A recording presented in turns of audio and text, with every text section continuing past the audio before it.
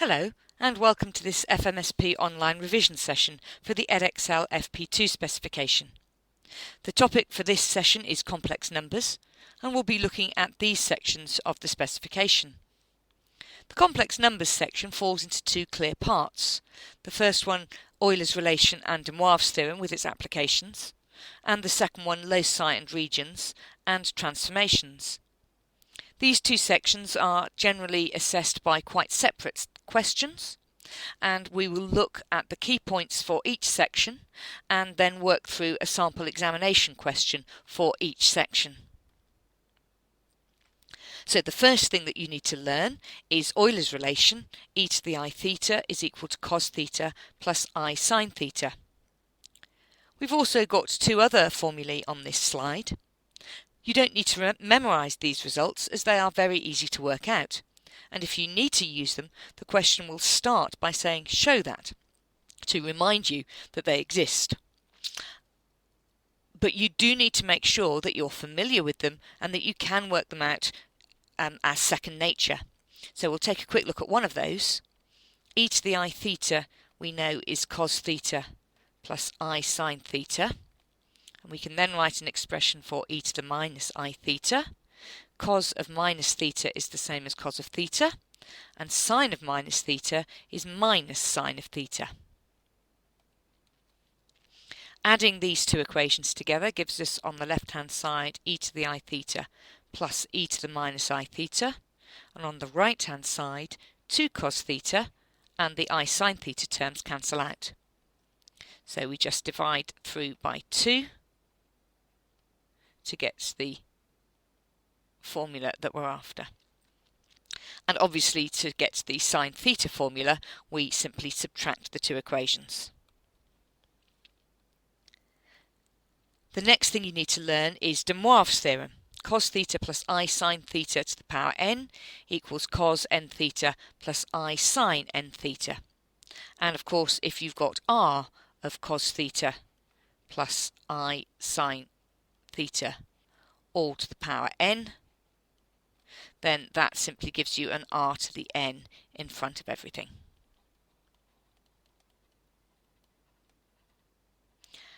And you need to know how to apply it.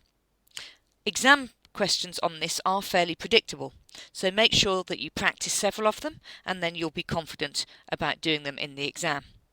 Here's an example. This is from the June 2011 paper and it's question 7. It's a good idea to read through the whole question first and to highlight any key points. The first thing to note is it specifies the method you need to use. It says use De Moivre's theorem. If you use any other method, you won't get the marks. Then it says hence.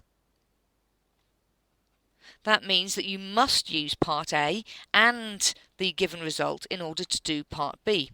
Otherwise, you won't get the marks. It's worth mentioning at this point that if the question says hence or otherwise, you do have a choice and you will get the marks if you use an alternative method, but generally speaking, the otherwise will be much longer and you'll be giving yourself a time penalty if you do that. Looking further down the question, it says find all of the solutions, so don't stop when you've got one, and we're looking in this interval here.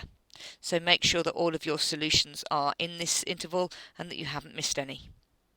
And the final important thing to note is that your answers all need to be given to 3 decimal places.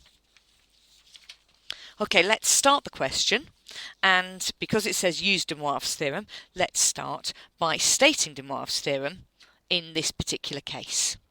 So in this case, cos of 5 theta plus I sine of 5 theta is equal to cos theta plus I sine theta all to the power 5. There's only one sensible thing to do here, and that is to expand our bracket using the binomial expansion. So that's cos to the 5 theta plus 5I cos to the 4 theta sine theta plus 10 I squared cos cubed theta sine squared theta. And notice that I'm not simplifying the I squareds at this point. It's terribly easy to get in a muddle with your minus signs, so let's not bother with minus signs at this point and deal with that while I'm doing the next step of the simplification. It doesn't involve any extra lines of working, and it does save mistakes. So continuing, 10I cubed cos squared theta sine cubed theta plus 5I to the 4 cos theta sine to the 4 theta plus I to the 5 sine to the 5 theta. Now I can deal with my i's and collect the real and imaginary parts at the same time. So the first term is real. The next real term is the I squared one. I squared is minus 1, so minus 10 cos cubed theta sine squared theta. And I to the 4 is real. That's equal to plus 1, so plus 5 cos theta sine to the 4 theta.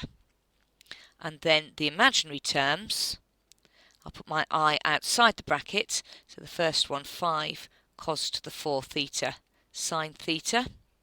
The I cubed is minus I, so that will give me minus 10 cos squared theta sine cubed theta. And I to the 5 is plus I, so that gives me plus sine to the 5 theta. All of that multiplied by I. Now I'm required to find an expression for sine of 5 theta, so I'm only interested in the imaginary parts, so I'll write equating imaginary parts.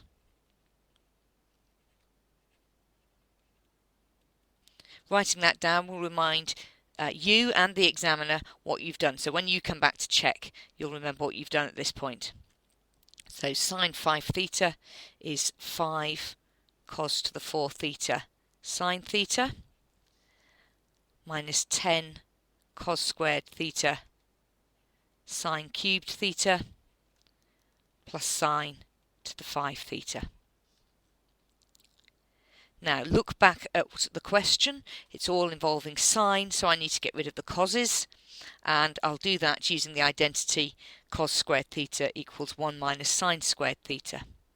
So cos to the 4 theta 1 minus sine squared theta squared sine theta minus 10 1 minus sine squared theta sine cubed theta plus sine to the 5 theta.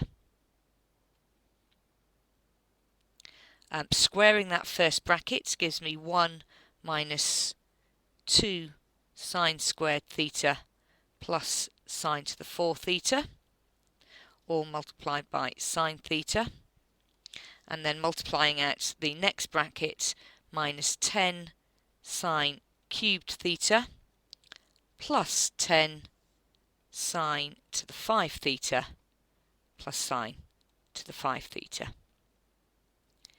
Dealing with my first bracket and noting that sine theta at the end of it, that gives me 5 sine theta minus 10 sine cubed theta plus 5 sine to the 5 theta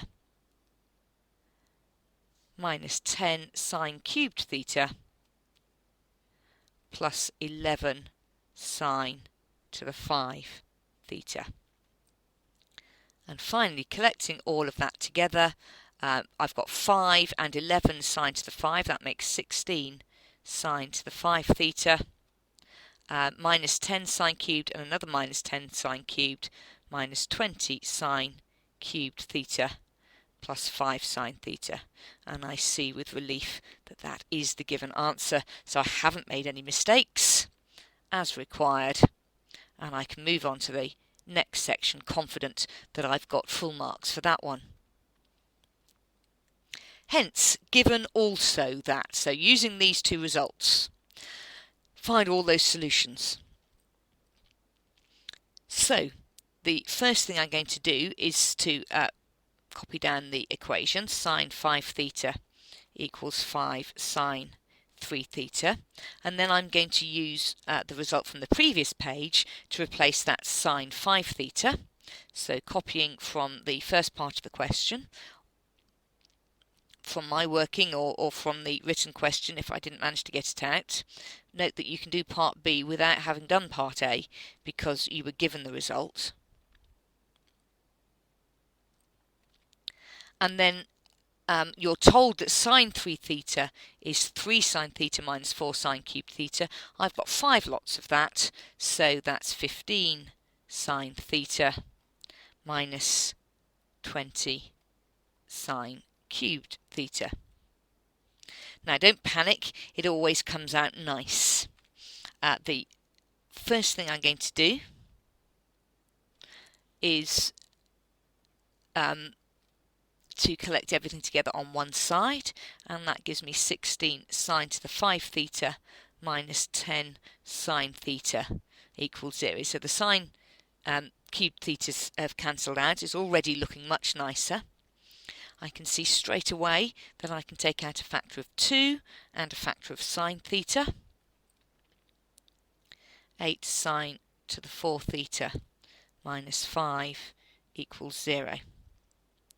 And therefore either sine theta equals 0 or sine to the 4 theta equals 5/8. The first of these gives me that theta is equal to 0 or pi, noting that I don't want to include 2 pi because the inequality here is a strict one. And the second option gives me that sine theta is equal to plus or minus, because it's an even root, the 4th root of 5/8.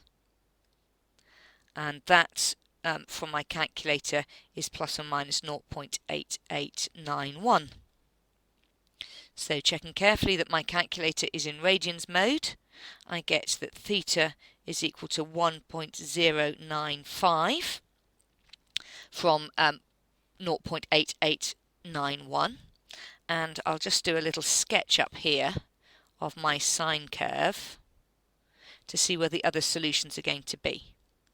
So that's a bit under a half pi, so that solution is about there, and the next one is going to be pi take away that. So I do that on the calculator and I get 2.046. My next solution is going to be just beyond pi, so that's pi plus 1.095. That's 4.237. And my last solution is that amount short of 2 pi. 2 pi take away 1.095 is 5.188. And it's probably worth just plugging those numbers in, finding sine of them, and making sure that they come out to be 0.8891. Then you know you haven't made any mistakes. So our final solution is that theta is equal to 0, 1.095, 2.046, pi, 4.237, or 5.188. So that's the question finished. Let's have a quick look to see how the mark scheme works for this question. So, for part A, there is a method mark and an accuracy mark for correctly expanding your bracket there. There is then a method mark for equating imaginary parts. And finally, an accuracy mark, which is CSO, correct solution only. And that means for following through to the correct answer. You're given that final answer, and you are expected that if you make any mistakes, you find them. There is only one mark for the final part. For part B, you have one method mark for correctly subbing in the two expressions that you have, and another method mark for simplifying to this point. There is a B mark just for getting 0 and pi as solutions, and for working through the other one to your first solution from your calculator, one accuracy mark for 1.095, There is a method mark for trying to get the solutions from the negative root, and a final accuracy mark for getting all three of those remaining ones correct. Okay, so that's the first section of complex numbers, always very predictable. Practice sufficient of these questions so that however they dress it up, you can tackle that. The second section looks at loci. There are two sets of loci to learn, those involving the modulus and those involving the argument. Those involving the modulus, you've got z minus z1 equals r, which is a circle, centre z1, radius r. So z1 is a particular number. In this case here, it's 2 plus 3i. And it's always worth rewriting something in this form into that form to make sure that you've got z minus a single complex number, and you can see very clearly where the centre of your circle is. If we've got two of these expressions equal to each other, it's the perpendicular bisector of the line joining the 2 points z1 and z2. And if you've got z1 minus z2 equals some constant number multiplied by z minus z2, this is a circle. It's worth remembering that it's a circle so that you know what you're aiming for, but you then use algebra to rearrange into the general form of the radius of a circle. We've then got loci involving the argument. Arg of z minus z1 equals theta is a half line from z1. So if this is your point z1, you draw in a dotted line parallel to the axis. You draw in a half line with a clear arrow to show that it's starting at z1 but is going off to infinity in that direction, and clearly marking your angle theta, making sure it looks approximately right but very carefully marking it. The second one is much more difficult. And the easy bit is to note that if theta is less than pi by 2, then we have the major arc of a circle, so more than half the circle. And if theta is bigger than pi over 2, we get the minor arc of the circle. And this is quite easy to remember, because if you draw a small angle, then trying to draw a circle around it, you get most of the circle. And if you draw a big angle, then drawing part of a circle around it, you only get part of a circle. So that bit's quite easy to sort out if you forget it. What the whole thing looks like and where the bits fall, though, is something that it's safest just to learn. If I've got z1 and z2 here, then I need the circle going anti-clockwise through z1 and z2. That's my angle theta. Okay, z1's the number on the top, z2's the number on the bottom, and I'm going round the circle anti-clockwise from z1 to z2. Okay, you also need to be able to transform loci, and this is usually a reasonably straightforward algebraic exercise. You need to write z in terms of w. You're usually given w in terms of z. Rearrange that. You substitute for z in the equation of the locus, and you then need to simplify your new locus until it is in a reasonably recognisable form, one of those key loci that we've already seen, and then describe it. So here's an example question, and as always, read it through carefully first. So, first thing to notice is this loci here is also mentioned here, so these two parts of the question are related, and again here. So this is a through question, every part is related to every other part. Okay, the first bit is I've got modulus signs on both sides, so it is a perpendicular bisector. Z1 is 6 and Z2 is 0. So it's perpendicular bisector. And I'll mark the point 6 on here and then draw in my locus going down halfway between and label it 3. probably label my axes real and imaginary as well. Do use a ruler. It's difficult to do that when I'm doing it on a slideshow. In the exam, it's a good idea to use a ruler, and when we've got circles, to use compasses. Okay, for the second locus, we've got a circle, and the first thing to do is to rewrite that as z minus some complex number, and it's z minus 3 plus 4i. Let's just look at that. That's z minus 3 minus 4i. That is correct. So it is a circle, centre at 3 plus 4i, radius 5. Note that we can tell that it goes through the origin because this is a 3, 4, 5 triangle. 3, 4, 5. So this point here is 3 plus 4i.